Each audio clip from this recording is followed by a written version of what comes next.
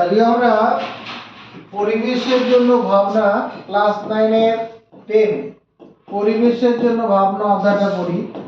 পরিবেশের জন্য ভাবনা, পরিবেশের জন্য ভাবনা যে ওয়ানে আছি আমরা। প্রথমে যে পরিবেশ, পরিবেশ কাকে বলা হচ্ছে?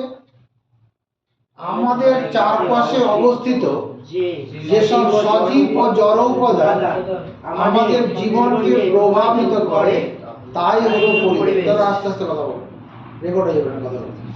পরিবেশ হচ্ছে কি আমাদের চারপাশে অবস্থিত যে সমস্ত সজীব ও জড় উপাদান, সজীব মানে এদের প্রাণ আছে, জড় মানে এদের প্রাণ নেই, আমাদের জীবনকে প্রভাবিত করে, তাদের নিয়েই আমাদের পরিবেশ গঠিত। যেমন গাছপালা, পশু পাখি, তারপরে মাটি, বায়ু, জল, সব নিয়ে আমাদের পরিবেশ। এরা আমাদের জীবনকে প্রভাবিত করে। বায়ু আমাদের জীবনকে প্রভাবিত করে, কারণ বায়ুর মধ্যেই অক্সিজেন আছে, বায়ুতে আমরা কার্বন ডাইঅক্সাইড ছাড়ছি। যদি বায়ু দূষিত হয়ে যায়, তাহলে আমরা যখন নিঃশ্বাস প্রক্রিয়ার সাহায্যে অক্সিজেনটা নিতে যাব, তাহলে দূষিত বায়ু আমাদের ফুসফুস নিতে পারবে না, আমাদের শরীরে সেটা কাজে লাগবে না, আমাদের শ্বাস প্রশ্বাস নিতে না পারলে আমরা মারা যাবো সব।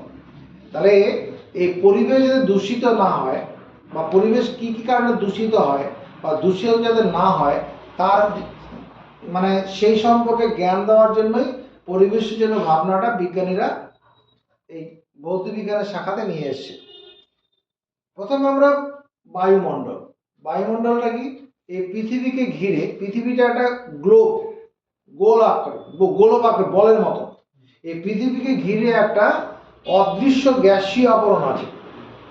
পৃথিবীকে ঘিরে একটি অদৃশ্য গ্যাসীয় আবরণ আছে। এই গ্যাসীয় আবরণটাই হলো বায়ুমণ্ডল। পৃথিবীকে ঘিরে যে অদৃশ্য গ্যাসীয় আবরণ আছে সেটাই বায়ুমণ্ডল। এইখানে একটা জিনিস দেখা যায় যে ভূপৃষ্ঠ থেকে যত আমরা উপরের দিকে যাব, কখনো উষ্ণতা কমতে থাকে, আবার কখনো বাড়তে থাকে, আবার উষ্ণতা কমে, আবার বাড়ে, এরকম বিভিন্ন ঘটনা হয়। এই উপরের দিকে ওঠার সঙ্গে সঙ্গে উষ্ণতা কম বেশি হয়, তার উপরে ভিত্তি করে মানে পুরো বায়ুমণ্ডলটাকে 5টা মণ্ডলে ভাগ করা হয়েছে। এটা যদি আমাদের ভূপৃষ্ঠ আমরা ধরে নেই, আমার সঙ্গে সঙ্গে আঁকবে, এটা একটা ভূপৃষ্ঠ আঁকলাম, পৃথিবী পৃষ্ঠ, পৃথিবী পৃষ্ঠ, পৃথিবী পৃষ্ঠ। তাহলে এই পৃথিবী পৃষ্ঠকে ঘিরে তোমার এখানে ভূপৃষ্ঠ থেকে তোমার গিয়ে 15 কিলোমিটার, 16 কিলোমিটার, কোনো বইতে 17 কিলোমিটার এরকম একটা বায়ু স্তর আছে। এখানে একটা বায়ু স্তর আছে। এই যে বায়ু স্তরটা, এই বায়ু স্তরটা প্রথম যে এই যে 16 কিলোমিটার যে বায়ু স্তরটা আছে, 16 কিলোমিটার বায়ু যে স্তরটা আছে, এটার নাম হচ্ছে ট্রোপোস্ফিয়ার। ট্রোপোস্ফিয়ার, ট্রোপো টরবলাওকার কয়কার, ট্রোপোস্ফিয়ার। নতুন করে করবে ট্রোপোস্ফিয়ার। এই ট্রোপোস্ফিয়ারে কি আছে? অক্সিজেন আছে, কার্বন ডাই অক্সাইড আছে, নাইট্রোজেন আছে, জলীয় বাষ্প আছে, ধূলিকণা আছে। এখানে নাইট্রোজেন আছে প্রায় 78%, অক্সিজেন আছে 21%, কার্বন ডাই অক্সাইড আছে 0.03%, এরপরে জলীয় বাষ্প আছে, ধূলিকণা আছে। এই ট্রোপোস্ফিয়ারে প্রতি 1 কিলোমিটার উপরে ওঠার জন্য উষ্ণতা 6.5 ডিগ্রি সেন্টিগ্রেড কমে যায়। প্রতি 1 কিলোমিটার উপরে ওঠার জন্য, এখান থেকে 1 কিলোমিটার উপরে যাব, উষ্ণতা 6.5 ডিগ্রি সেন্টিগ্রেড কমে যাবে। এরকম যখন এখানে চলে যাব তখন -55 ডিগ্রি সেন্টিগ্রেড উষ্ণতা হবে। মানে ওই যে 16 কিলোমিটার উপরে যখন উঠবো ভূপৃষ্ঠ থেকে, তখন উষ্ণতা কত? -55 ডিগ্রি সেন্টিগ্রেড। মজার জিনিস হচ্ছে, দেখা যায় এই 16 কিলোমিটার উপরে যদি আরো 2 কিলোমিটার মতো উপরে উঠে যাই আমরা, উষ্ণতার আর কোনো পরিবর্তন হয় না। এই 16 কিলোমিটার পরে আরো 2 কিলোমিটার উপরে উঠে গেলে পরে উষ্ণতার কোনো পরিবর্তন হয় না। এই যে 2 কিলোমিটারের মতো যেটা স্তর রয়েছে যেখানে কোনো উষ্ণতার পরিবর্তন হয় না, এর নাম হচ্ছে ট্রোপোপজ। ট্রোপোপজ। এখানে একটা জিনিস দেখো, এই ট্রোপোস্ফিয়ার, এখানে জলীয় বাষ্প আছে, ধূলিকণা আছে। জলীয় বাষ্প থাকার ফলে এখানে বৃষ্টিপাত হয়, ধূলিকণা আছে, ঝড় হয়, ধুলো ঝড়, ঘূর্ণিঝড়। এই জন্য এই ট্রোপোস্ফিয়ারের আরেক নাম হচ্ছে ক্ষুব্ধ মণ্ডল। এখানে ঝড় বৃষ্টিপাত হয় বলে এই স্তরের নাম কি? এই স্তরটার নাম হচ্ছে ক্ষুব্ধ মণ্ডল। ক্ষুব্ধ মণ্ডল।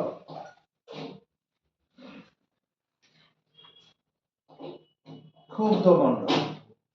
এবার যদি আমরা ভূপৃষ্ঠ থেকে তোমার গিয়ে 16 কিলোমিটার আর 2 কিলোমিটার, এখানে 18 কিলোমিটার, 18 কিলোমিটার পরে আমি যদি 45 কিলোমিটার উপরে উঠে যাই, ভূপৃষ্ঠ সাপেক্ষে 45 কিলোমিটার উপরে উঠে যাব, এই এতটা 45 কিলোমিটার, 45 কিলোমিটার উপরে চলে গেলাম। এই যে স্তরটা এখানে পাবো, এই স্তরটার নাম হচ্ছে স্ট্র্যাটোস্ফিয়ার। স্ট্র্যাটো, ছয় টয় রফলা জফলা আকার টয়কার, স্ট্র্যাটোস্ফিয়ার। স্ট্র্যাটোস্ফিয়ার ভূপৃষ্ঠ সাপেক্ষে 45 কিলোমিটার উপরে এই যে বায়ুস্তরটা রয়েছে এটার নাম কি? স্ট্র্যাটোস্ফিয়ার। এখানে না আছে জলীয় বাষ্প, না আছে ধূলিকণা, যার ফলে এই স্তরটার নাম হচ্ছে শান্ত মণ্ডল। এখানে কি আছে? শান্ত মণ্ডল। শান্ত মণ্ডল।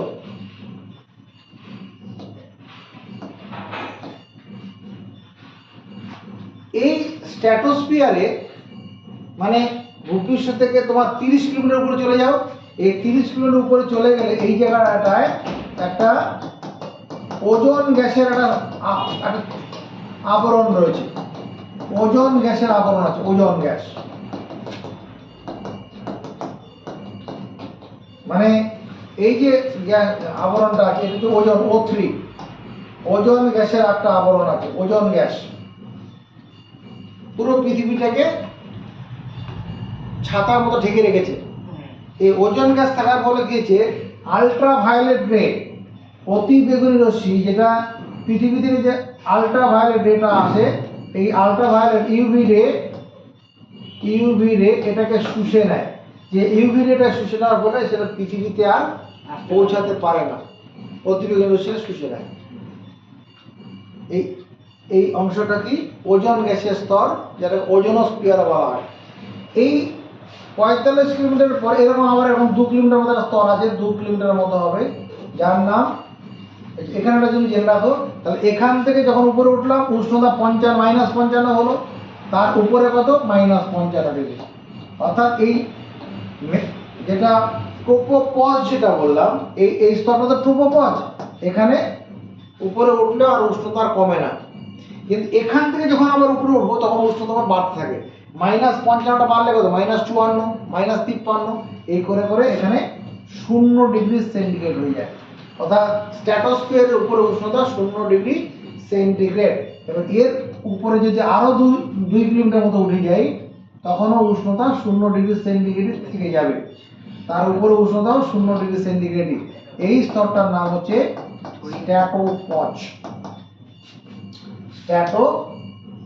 এটা যে স্ট্র্যাটোপজ, ছয়টা রফলা জফলা আকার টয়কার, স্ট্র্যাটোপজ। স্ট্র্যাটোপজ উষ্ণতা, উচ্চতা বৃদ্ধির সঙ্গে সঙ্গে উষ্ণতা বাড়ে।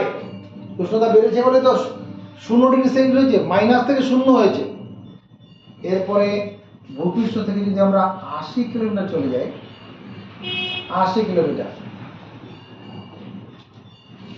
এটা 80 কিলোমিটার গেলাম, ভূপৃষ্ঠ সাপেক্ষে 80 কিলোমিটার উপরে উঠে গেলাম। 80 কিলোমিটার উপরে উঠলে পরে তোমার কি হবে? তোকে এখন পাওয়া যাবে না, এখানে বসে থাকো।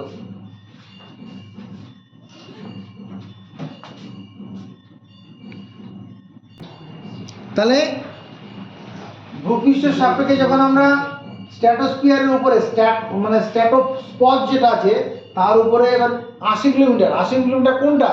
ভূপৃষ্ঠ সাপেক্ষে 80 কিলোমিটার, ভূপৃষ্ঠের সাপেক্ষে 80 কিলোমিটার, তার মানে এইটুকুন জায়গা। এই জায়গাটার এই জায়গাটার নাম কি? মেসোস্ফিয়ার। মেসোস্ফিয়ার। মেসোস্ফিয়ার। এই মেসোস্ফিয়ারে কি হয়? আবার উষ্ণতা কমতে থাকে।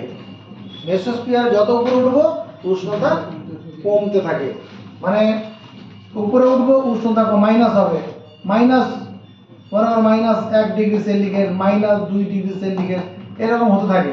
আর সবচেয়ে উপরে যখন পৌঁছাবো তখন কত? 92 ডিগ্রি, -92 ডিগ্রি সেন্টিগ্রেড হয়ে যাবে। এটাই সর্বনিম্ন উষ্ণতা। মেসোস্ফিয়ারের সর্বোচ্চ স্তরে উষ্ণতা সবচেয়ে কম, -92 ডিগ্রি সেন্টিগ্রেড সর্বনিম্ন উষ্ণতা। এটা সর্বনিম্ন উষ্ণতা, সর্বনিম্ন উষ্ণতা।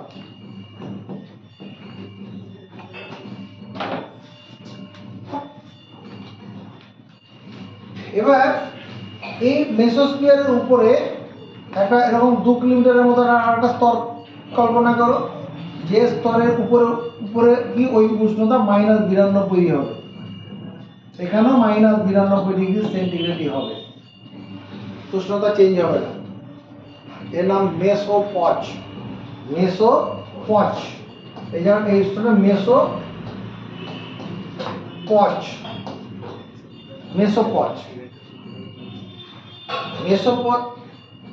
এবার মেসোস্পজ থেকে যখন আবার উপরে উঠবো তখন তার নাম হচ্ছে কি?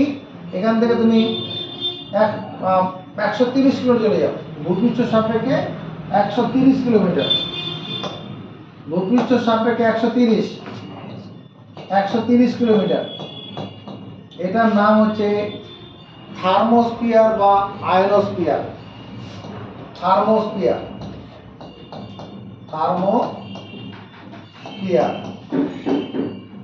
বা আয়নোস্ফিয়ার।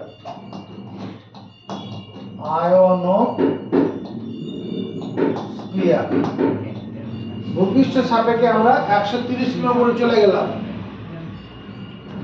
তখন উষ্ণতা এই যে স্তরটা আছে এই স্তরটার নাম কি? থার্মোস্ফিয়ার বা আয়নোস্ফিয়ার।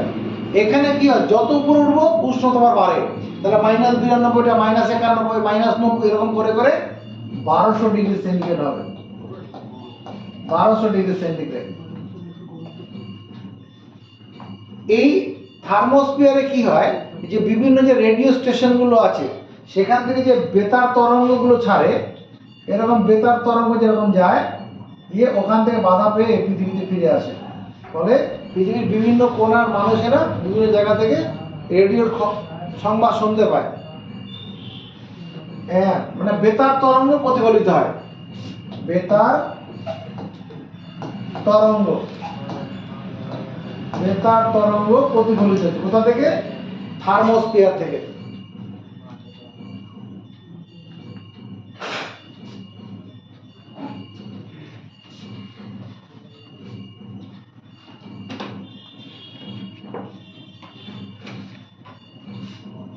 থার্মোস্ফিয়ারের উপরে যখন আমরা আরেকটু উঠে যাব তোমার এরপরে এক্সোস্ফিয়ার। এক্সোস্ফিয়ার ভূপৃষ্ঠ সাপেক্ষে 750 কিলোমিটার, কোনো বইতে 600 কিলোমিটার আছে। এখান থেকে আমরা এখান থেকে উঠে যাব, এরকম উঠে গেলাম, এই যে 22 স্তরটা একবার দেখতে পাবো, 750 কিলোমিটার, কোনো বইতে 600 কিলোমিটার আছে। এর নাম হচ্ছে কি? এক্সোস্ফিয়ার। এক্সোস্ফিয়ার। এক্সোস্ফিয়ার। এখানে আবার কি হয়? উপরে উঠলে উষ্ণতা বাড়ে, তবে খুব বেশি বাড়ে না, এটা তোমার 1240°C মতো হয়, 1240 এক্সোস্ফিয়ার। এক্সোস্ফিয়ারের উপরে যদি যাই আমরা, তার নাম হচ্ছে কি ম্যাগনেটোস্ফিয়ার। এর উপরে স্তরটা ম্যাগনেটোস্ফিয়ার, ম্যাগনেটোস্ফিয়ার।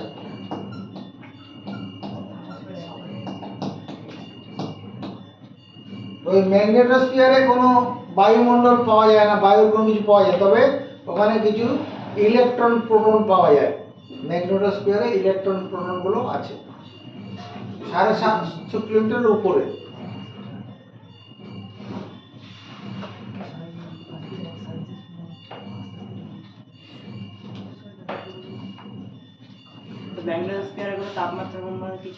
তাপমাত্রা কি হবে, তাপমাত্রা ওই রকমই থাকবে, তাপমাত্রা সম্পর্কে কিছু বলা নেই।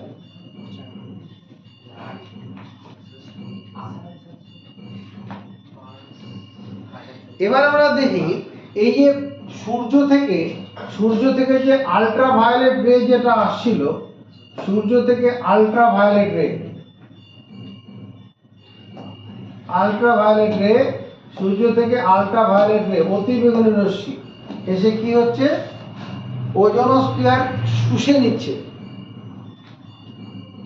যার ফলে পৃথিবীর পৃষ্ঠে অতিবেগুনি রশ্মিগুলো পৌঁছায় না।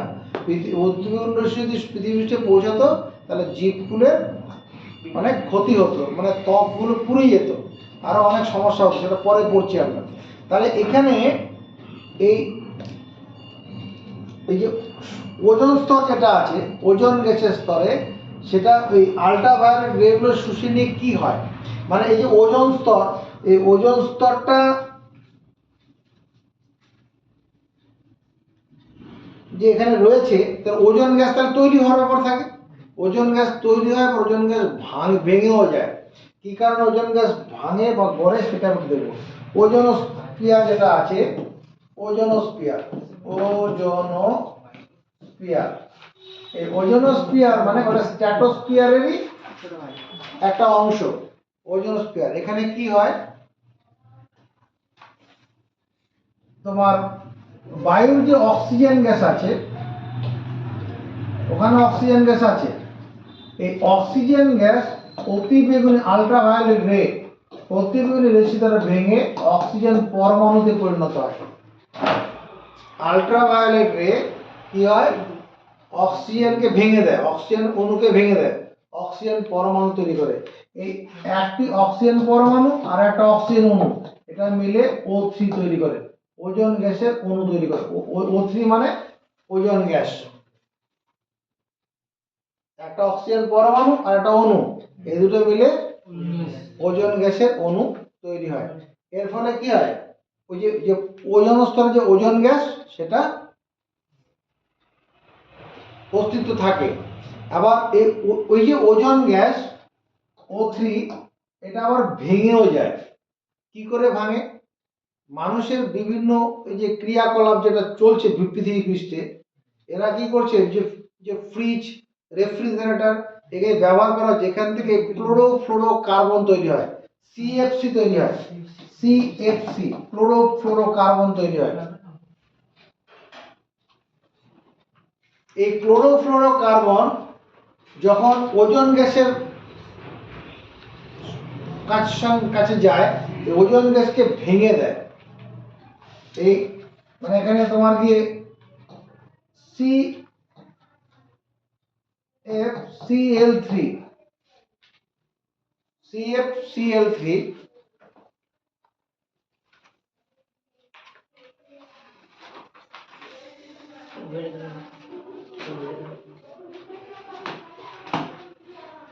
CFCl3 এর নাম হচ্ছে কি তোমার ক্লোরোফ্লোরোকার্বন, CFCl3।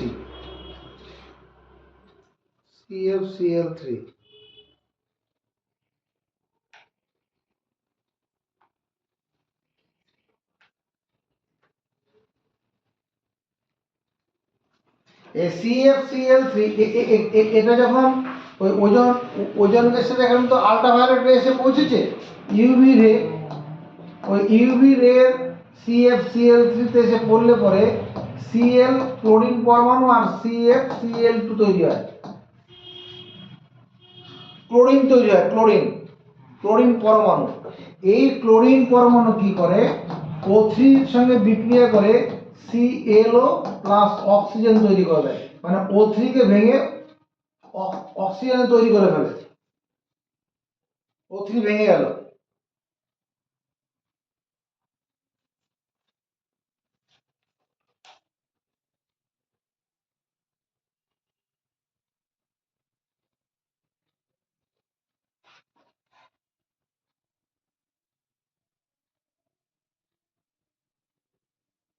এই যে ClO যেটা তৈরি হয়েছে, ClO, এই ClO আবার O3 এর সঙ্গে বিক্রিয়া করে কি করবে, ClO অক্সিজেনের সঙ্গে বিক্রিয়া করে ক্লোরিন আর oxygen, ClO plus O3, ClO plus O3 chlorine plus oxygen তৈরি করে। তারপরে কি, এই যে ক্লোরোফ্লোরোকার্বন যেটা আছে, এটা কি করছে, আল্ট্রাভায়োলেট রে এর প্রভাবে ভেঙে ক্লোরিন পরমাণু করলো, সেই ক্লোরিন পরমাণু ওজনকে ভেঙে অক্সিজেন করে। আবার ClO যেটা হলো, সেটা দিয়ে আবার কি অক্সিজেন ওজোন গ্যাসটা ভাঙে, ফলে ওজোন স্তরে ক্ষয় হয়। আর ওজোন স্তরে ক্ষয় হলে পরে কি হবে, ইউভি রশ্মি আটকাবে না, না আটকালে পৃথিবী পৃষ্ঠে এসে পড়বে, পৃথিবী পৃষ্ঠে এসে পড়লে পরে কি হবে, তোমার গিয়ে বিভিন্ন রকমের সমস্যা তৈরি হয়ে যাবে। সেই সমস্যাগুলো কি আছে, একটা যেমন গিয়ে তোমার প্রতিবিম্ব রশ্মি পৃথিবী পৃষ্ঠে এসে পৌঁছালে চামড়ার ক্যান্সার হবে, আমাদের ত্বকের ক্যান্সার হবে, তারপর চোখে ছানি পড়বে, উদ্ভিদরা ক্ষতিগ্রস্ত হয়ে পড়বে, তারপরে তোমার গিয়ে জলে যে সমস্ত অ্যালগি মানে শ্যাওলা রয়েছে, ব্যাকটেরিয়া রয়েছে, তারা মারা যাবে।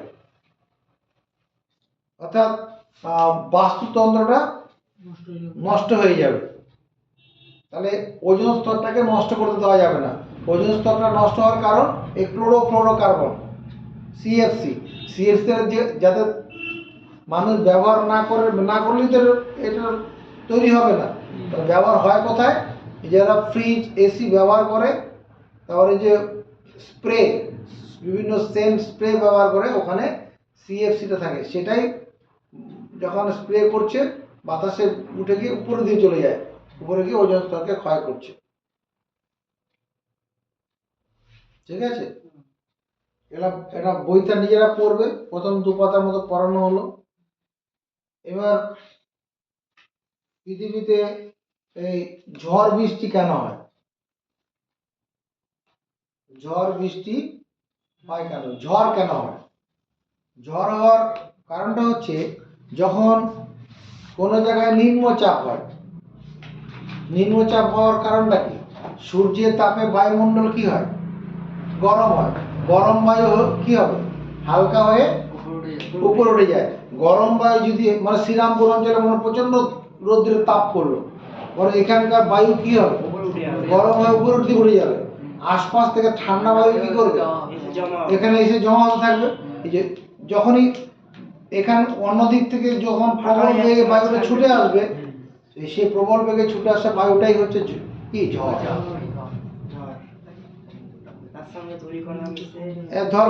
তখন করে দেবে ধূলিকণা মিশে পড়ে কি, তো ঘূর্ণিঝড় তৈরি করে দেবে। ঠিক আছে, আর বৃষ্টিপাত কেন হয় আমরা তো জানি, ওই যে সূর্যের তাপে যে বিভিন্ন জলাশয় থেকে যে জল বাষ্প হয়ে যাচ্ছে উপরে, সেই বাষ্প উপরে যেতে যখন বায়ুমণ্ডল সম্পৃক্ত হয়ে যায়, উপরে কত উষ্ণতা কম, এই যে আকাশে যে মেঘগুলো খুব বেশি উপরে নেই, এই 2 কিলোমিটার 3 কিলোমিটার উপরে সব মেঘগুলো আছে, এর উপরে নেই, উপরে উষ্ণতা কম, মানে প্রতি 1 কিলোমিটার উপরে উঠলে উষ্ণতা কত, 6.5 কমে যায়, 6.5 ডিগ্রি সেন্টিগ্রেড কমে যায়।